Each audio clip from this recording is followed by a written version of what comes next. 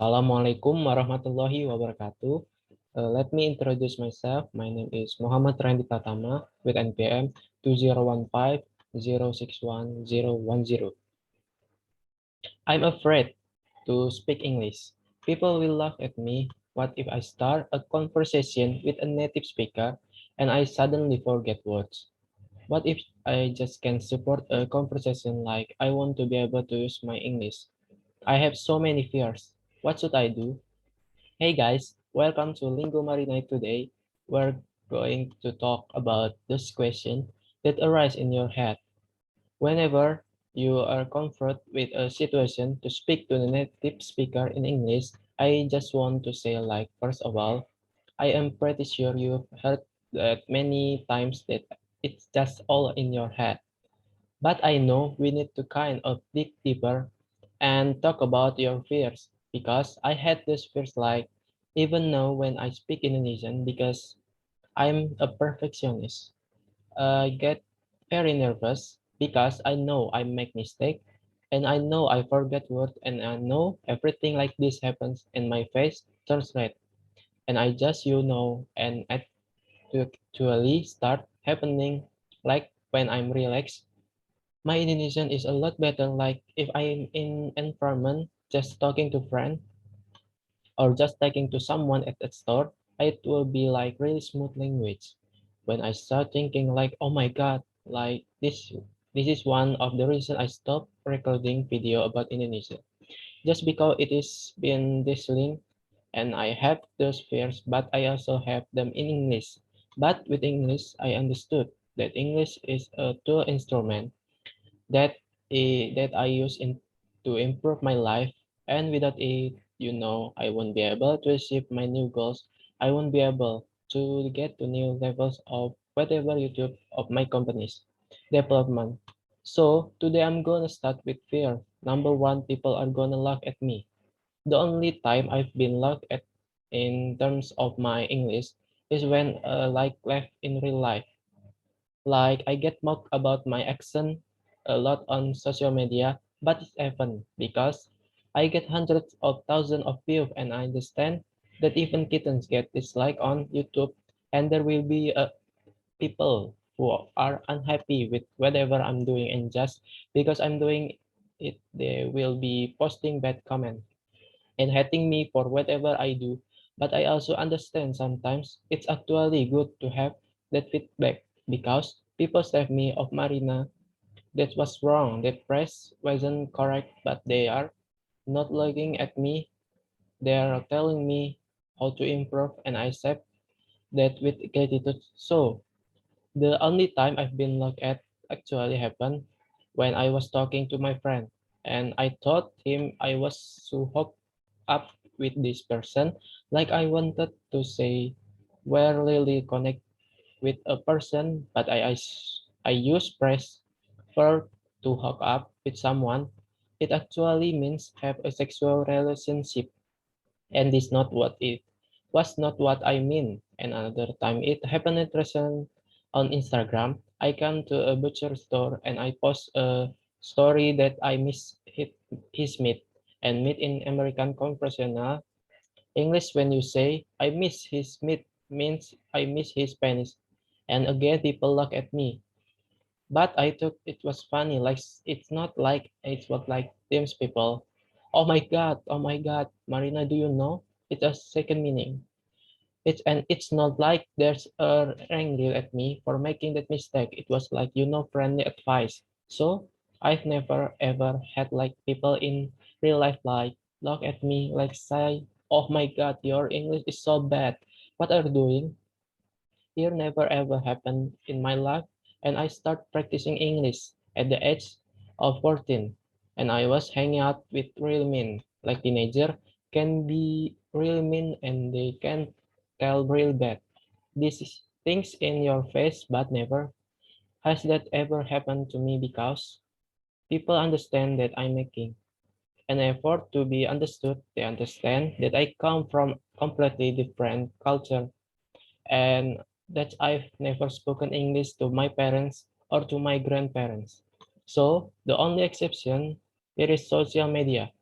Like If you are speaking English and social media, just be ready to get those hate comments. And even if you are perfect in English, if you are 120 out of 120 on TOEFL and you post a video how you got that score, you would still like if it goes viral, you would still get comments from people. It's impossible. Your English is not good enough, etc. Like there would always be people on social media hating you, but in real life, there's like this tiny change. It's gonna happen, but it's not gonna happen. Guys, native speakers, especially Americans, especially British people, are very friendly in real life. People who I meet, people who I talk in English, even when I was intermediate, they were really friendly and really supportive. So it is all in your head. And I think if you have is fear in English, like people would look at you, you probably have it in other aspect of your life. So it is just another reason for you to sit down with yourself and think about like I don't have to be liked by everyone, and again I'm a person who has the feeling all the time I want to be liked by everyone. I mean fighting this like once I start my channel I realized I can be like everyone, but it was really hurting me every time I read something negative about myself, and it took me a while to understand and to realize that my goal is to use my talent, is to grow as an entrepreneur, YouTuber, whatever, as a mom, and do the best that I can what other people think about me. It is other people business. They have their own understanding of reality. They have their own experience. Maybe they just have a bad day, but it doesn't have anything to do with me. And if you want to dig deeper in this problem, I really advise you to read book The Courage to be Disliked. It is like one of those books that I start reading last year. I think last year I had this, I don't know, personality crisis, but what's that? I don't want to do this. I don't want to do it. I'm afraid to do this because people would comment and they would be unhappy with what I do, and I start just doing a lot of psychological research, and I start doing reading a lot of book, and that was one of the book that really helped me. Like I just talked about how you can control other people emotion, you can control what they think of you, what you have to do this. Focus on what you can do. The best is focus on your goals and start and achieve them. Another things I got I recommended watch the one on Netflix. It talks just about this woman entrepreneur who's a little reckless, and she's not like a role model that I want you to follow, but it just talk about like how she deals with all the problems that arise. When I was thinking like if I were at her place I would have definitely given up, but she continued growing. I really encourage you to read this book, to watch the one on Netflix, and to just read interview related to this topic, because this would help you in your life in general, not just with English. Of course you will realize that the majority of people won't laugh at you, and if they will, it is problem. It's not your problem. You are doing your best. You're practicing your English. You are putting effort into being understood by people what don't even speak your language and don't even make an effort to learn your language. Okay, psychology class is over. Let's move up to some practical advice regarding other things that you can do so there is another fear. What if the conversation gets too complicated and I want to be able to support it is also get this fear, like to, for example again, I can really relate to this in English right now because my language is pretty, I would say pretty advanced to talk about a kind of topics, but with Indonesia I can totally relate. And when people start asking me about business, I understand that I will start a conversation. I will talk about my company, but if they start digging deeper, I would be like, oh my God, this is too complicated. And what in 2018 I had to have a surgery in Indonesia. And I was surprised I was actually able to communicate with doctor and nurse about medical stuff because basically when we talk about English, we have 2,000 words that make 86% of the conversation. And what you really need to know if you know this 1,000 words, if you go into specific conversation, you can always ask the definition of like specific word. So it was in Indonesia doing the surgery. I was like, oh, and what is this in Indonesia? I can say it in English. Or I could show you on Google, and once I learned like 5 or 7 words that I needed that were related to the surgery. That conversation become really easy because you don't need to know like the full idea of surgery medical business, vocabulary to support and advance conversation. All you need is those 1,000 words. And also, if you are like, oh, I don't know how many words I know right now, this doesn't actually matter if you understand this video. That means you know enough what to support conversation. So start practicing. And if you forget a word, if you don't know the term, if you forget a word, you can just Google in on your phone with Google Translate and show your party this is word, and you will be totally fine. And this is, by the way, why do you learn this word really fast? This video is brought to you by Skillshare, a resource that I keep recommending to you guys, and they have an amazing course about self-care that I want you to explore. It is short course, it will take around an hour to complete, but because the things that we talk about in more detail, it is about how you react to people that around you. The course is called Revolutionary Self-Care, Embrace, Nurture, and Grow Your Authentic Self. And it talks about things that we've already talked about in this video in more detail, like how to take risks, about to ask for help, how to find your authentic voice, how to be yourself instead of trying to follow other people got blind instead of trying to do things that other people expect you to do. Just follow your gut like. Check out that course, and if it's the first time you heard about Skillshare, Skillshare is the amazing online learning community for creative where millions of people come together to take next step in their creativity journey. Explore new skill deep in exiting passion and get lost in creativity. Skillshare has been created specifically for learning. That means that there are no ads and they constantly add new classes for their premium members, and it costs less than $10 a month with annual subscription. Subscribe. The first 1,000 followers who hit a link below will get free trial of their premium membership. That means that you can take a course that I recommend copy for free. Just go there and explore the power of the short class. They are really straight to the point, and please take the course that I recommended if you are experiencing this problem with like overthinking what other people think of you. Again, the link is below. The first 1,000 of my subscriber get access to a free trial of Skillshare Premium membership now. Let's continue with the video. Another question. Is that what if I feel shy when I stop and freeze? Okay, this can happen as well if you are too nervous about the conversation. The trick that helped me a lot is to pretend that you someone else, because against stopping and praising us to do something with what's going on with you internally. Like maybe you are going to think that people are gonna laugh at you, and just there's so many thoughts in your head that you can just process them. So imagine that you're in different person.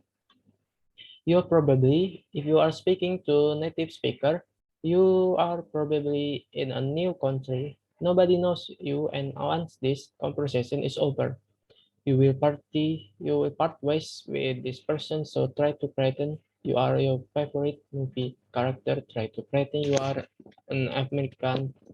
If you are in America, try to pretend that you are this famous blogger that you really like. I don't know, try to pretend to be someone else just for this conversation. It just lets your fears go and it have become more confident when you speak. What if I offend someone? Then that's another fear. And one thing I want to remember is that when we talk a person, people pay attention to our body language, to our facial expression or emotional. And even if you say something incorrectly in English, they would understand you didn't really mean it, and also they would understand. Like if they tell you about something and you don't understand, but you just say yes. And a lot of time people like will tell you, but you didn't understand, right? And they will explain in another way. It's okay to say, oh, I didn't mean that. Sorry, but that is offensive because my English is not good enough.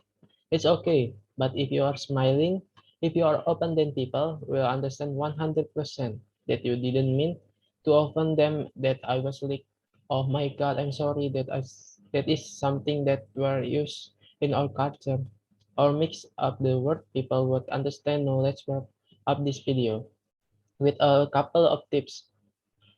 If you have an important conversation in English coming up, maybe you have an interview with a university, or I remember when we were preparing for your combinator interview, it is an accelerator in Silicon Valley that the worst mistake that you can do is actually overthink. It makes sense to prepare. It makes sense to go through questions that we asked before in this kind of environment, like go through questions that university asked during the interview. Go through questions that people are normally asked, etc., etc.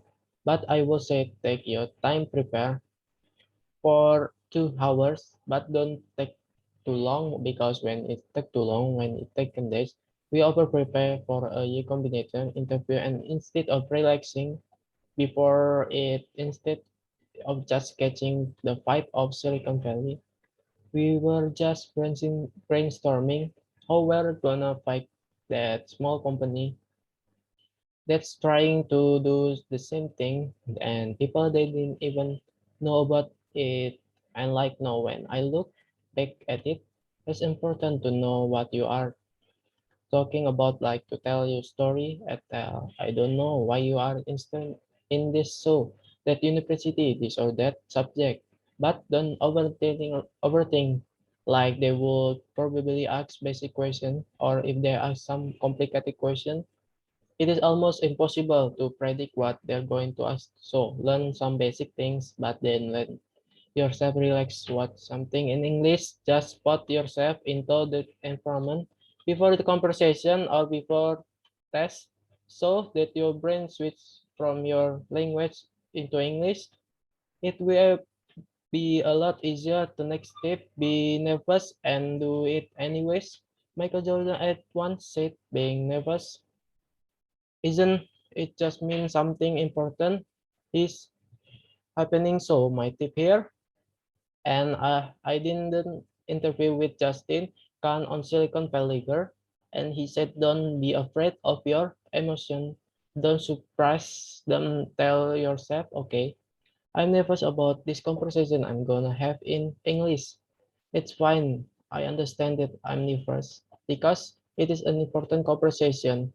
I understand that my English is might be not good enough, and I have practiced a lot, but I'm gonna do it anyways, and I'm gonna use this conversation as practice. And after the conversation, I'm gonna sit down and think what was good and what was bad. I was really bad at like analyzing this afterward, because I'm this perfectionist.